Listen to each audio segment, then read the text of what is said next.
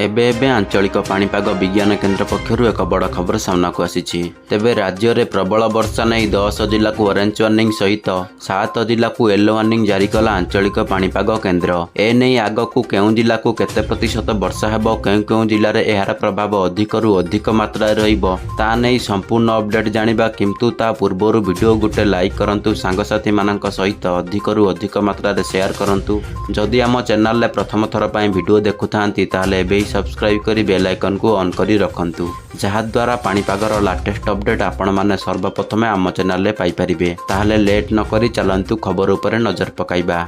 सूचना अनुसार बंगोपसागर रे लघुचाप प्रभाव रे राज्य रे प्रबलरू अति प्रबल वर्षा हेउछि। भुवनेश्वर कटक समेत विभिन्न स्थान रे 2 दिन हेब तुहाकु तुहा वर्षा जारी रहिछि।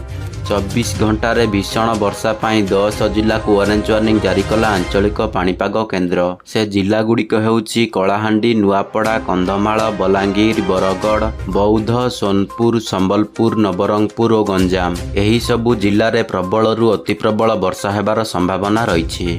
सेहीपरि कटक, नयागढ़, अनुगुल, गजपति, रायगड़ा, कोरापुट और मालकानगिरी जिले में अति प्रबल वर्षा नहीं येलो वार्निंग जारी करा जाइछि। लगाण वर्षा जोगु दक्षिण ओडिशा रे असंभाल स्थिति सृष्टि होइछि।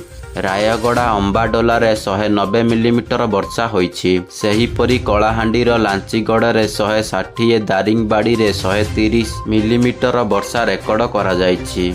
आकाश मेघाच्छन्न रहिबा सांगकु दक्षिण पश्चिम ओडिशा रे प्रबल वर्षा देखिबाकू मिलिछि। गंजाम रे राति 8:30 सुधा 74.2 मिलीमीटर वर्षा रेकर्ड करा जाइछि। तेबे वर्तमान आपण माने वीडियोटी को केउं जिल्लारू देखुचंती एवं आपणक अंचल रे पाग किपरि अछि ताहा कमेंट माध्यम रे जणांतु। जय जगन्नाथ।